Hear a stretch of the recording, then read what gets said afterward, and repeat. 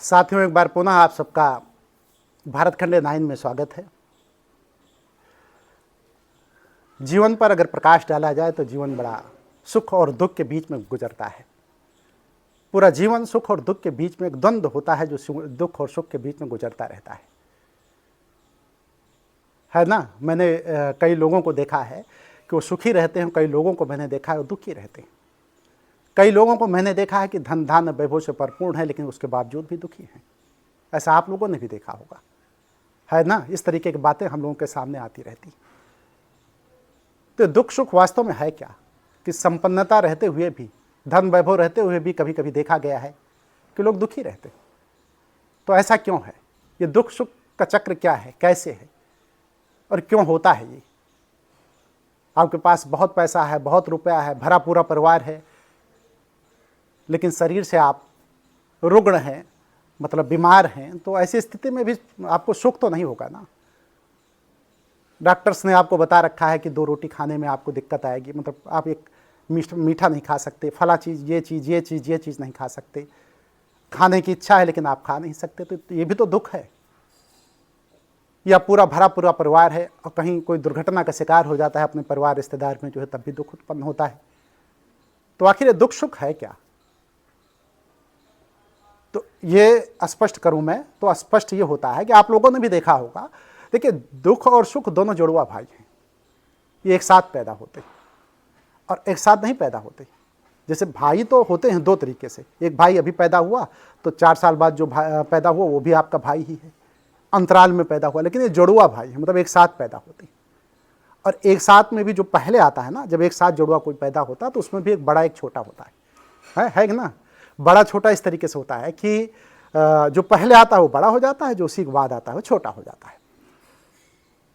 तो दुख पहले आता है, ध्यान रखिएगा। ये दोनों जुड़वा भाई हैं, दुख पहले आता है। इसीलिए बच्चा जब पैदा होता है तो रोता है, क्योंकि दुख साथ लेके आता है।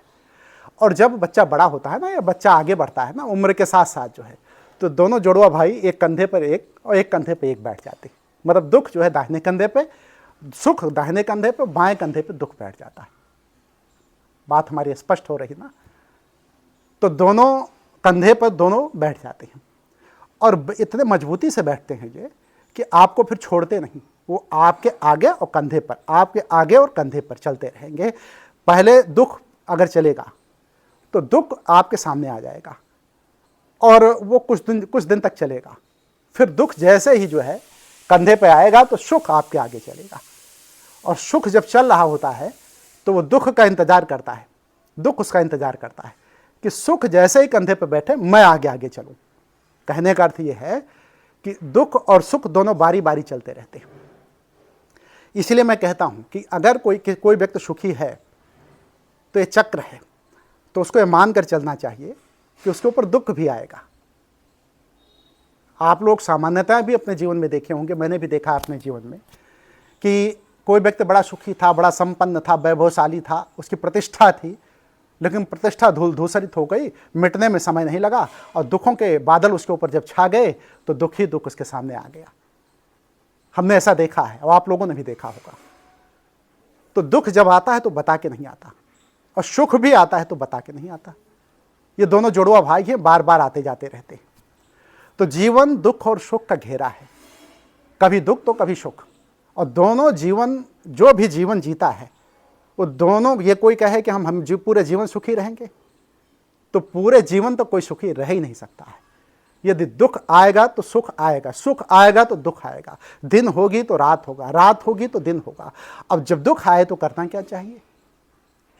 पेशेंस, धैर्य, जिसको कहा गया है कि भाई आप धैर्य रखिए, दुख की घड़ी को आपको काटना है, और जैसे दुख की घड़ी कटेगी वैसे सुख आ जाएगा। अच्छा, रात है, मान लीजिए रात का अंधेरा छाया हुआ है, घनघोर अंधियारी रात है और 12 बज रहा है, और आप उसी समय उठ जाए और कहें कि सूरज अभी निकले, तो क्या सूरज निकलेगा? कदाप नहीं निकलेगा, बिल्कुल नहीं निकलेगा। आप लाख सिर पटक डालें, दीवार से अपने सिर को टकरा दें, लाख चिल्लाएं, आवाज लगाते रहें कि मुझे सवेरा चाहिए, सूर्य निकलना चाहिए, सूर्य नहीं निकलेगा। सूर्य अपने समय पे ही निकलेगा, सुबह जब होगी तब। सूरज के निकलते ही सुबह हो जाएगी, तो सूरज अपने समय पे निकलेगा, और जैसे ही सूरज निकलेगा अंधकार मिट जाएगा। तो रात को क्या करना चाहिए? रात को धैर्यपूर्वक अपने को विश्राम करना चाहिए। कहने का अर्थ यह है कि छटपटाहट नहीं होनी चाहिए, और छटपटाहट इसलिए नहीं होनी चाहिए कि आपके छटपटाने से कुछ होने वाला है नहीं। आप लाख कोशिश कर लें और ये सोचें कि कुछ हो जाएगा, तो नहीं होगा। तो इसलिए इंतजार करना चाहिए, और इंतजार भी ऐसा नहीं करना चाहिए व्यथित होकर के, परेशान होकर के। उसमें भी आनंद आना चाहिए। जो इंतजार की घड़ी है ना, उसमें भी आनंद आना चाहिए। कहने का अर्थ सिर्फ इतना है कि दुख की घड़ी में भी आपको आनंद आना चाहिए, और इंतजार करते समय आप आनंद पूर्वक दुख की घड़ी को व्यतीत करें, तभी जो है सुख आएगा। लेकिन यह तय है उन सभी लोगों के लिए मैं कहना चाहूँगा जो आज की तारीख में किन्हीं भी कारणों से व्यथित हैं, दुखी हैं, संतरास झेल रहे हैं। तो उनके लिए मैं कहना चाहूँगा कि दूसरों को देखकर अपनी प्रकृति को ना बदलें, अपने स्वभाव को ना बदलें, और दूसरों को देख करके कि बड़ा धनी है, बड़ा वैभवशाली है, बड़ा प्रतिष्ठित है, तो अपनी चाल को कदाप ना बदलें। वो अपनी चाल में ही चलते रहें, और एक दिन निश्चित तौर पे वो व्यक्ति जो आज वैभवशाली है, चक्र जब चलेगा तो निश्चित गिरा, जो उठता है वो गिरता है, जो गिरता है वो उठता है। ये एक झूले की तरह है। जैसे सर्किल होता है ना झूले का, तो झूला कभी नीचे की तरफ आता है तो कभी ऊपर की तरफ जाता है, तो कभी नीचे की तरफ, ऊपर की तरफ, तो फिर नीचे की तरफ, फिर नीचे की तरफ, तो फिर ऊपर की तरफ। ये चक्र है। तो किसी को देखकर अपने में परिवर्तन नहीं लाना है। यदि आप अपने में परिवर्तन ले आए हैं तो आप दुख झेलने को अपने आप को आमंत्रित कर रहे हैं। कहने का अर्थ है कि आपका दुख और बढ़ जाएगा। जो दुख की घड़ी समाप्त होने वाली होगी वो भी बढ़ जाएगा। तो इससे अच्छा यह है कि इंतजार कर लिया जाए, है ना। इंतजार करने से फायदा है, क्योंकि यदि इंतजार आप नहीं करते हैं तो निश्चित तौर पे कुछ होने वाला नहीं है। हमने बताया ना कि दोनों जुड़वा भाई हैं, और जुड़वा भाई हैं तो दोनों आएंगे।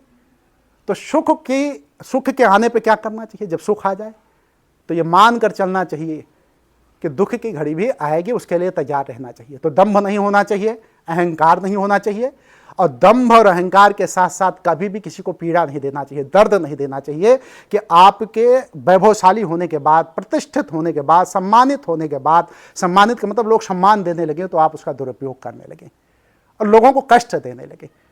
तो यह भी आपको नहीं करना है सुख की घड़ी में। यदि आप सुख की घड़ी में इस तरीके का बर्ताव करते हैं तो सुख की घड़ी जितनी आपको मिली है वो दुख की घड़ी में बदल जाएगी। कहने का मतलब सुख जल्दी ही आपका साथ छोड़ देगा, और वो दुख कंधे पर जो है आके बैठ जाएगा सुख, और दुख जो है वो आपके सामने आके खड़ा हो जाएगा।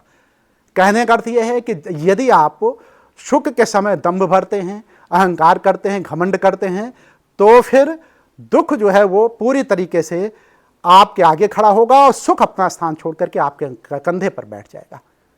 तो याद रहे, और हमें भी याद रखना चाहिए हमेशा कि हम पूरे जीवन भर अपने कंधे पर दुख और सुख को बिठा करके घुमाते रहते हैं, घूमते रहते हैं।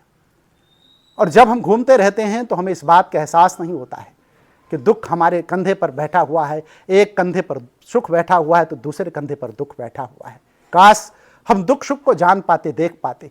अगर हम देख लेते कि हमारे कंधे पे दोनों बैठे हुए, एक आगे चल रहा है, एक बैठा हुआ है, एक फिर आगे चल रहा है, एक फिर बैठा हुआ है, तो काश मुझसे कोई दुख, कोई तकलीफ, कोई दर्द, दंश पे कोई भी कुछ भी होता तो उसमें जो है हमें उस घड़ी का जो है अपने शरीर के अंदर, अपने मन के अंदर, अपने चित्त के अंदर, अपनी बुद्धि के अंदर सहन करने की क्षमता आ जाती। लेकिन यदि हम दुख की घड़ी में भी अपना संयम बनाए रखते हैं, संयमित रहते हैं, तो निश्चित तौर पर हम इंसान हैं और हम उस सुख की घड़ी का इंतजार करते हैं। और सुख की घड़ी जब आए तब फिर हमें दुखी होने के लिए तैयार रहना चाहिए कि कभी न कभी दुख भी आएगा। दुख, देखिए, सुख और दुख जीवन का एक चक्र है, इस चक्र से हम निजात नहीं पा सकते हैं। तो अंत में मैं अपनी बात को खत्म करते हुए यही कहूँगा कि आप दुख और सुख दोनों ही स्थिति में अपने को संयमित रखें, तभी जीवन का कल्याण है और जीवन में आनंद है। इसी बात के साथ मैं अपनी बात को समाप्त करता हूँ। यदि यह वीडियो पसंद आई हो तो आपसे प्रार्थना है, रिक्वेस्ट है कि इस वीडियो को सब्सक्राइब कर दें, मतलब इस वीडियो को ही नहीं, चैनल को सब्सक्राइब कर दें, और वीडियो को लाइक कर दें, कमेंट कर दें, शेयर भी कर दें। आप सबको बहुत बहुत धन्यवाद।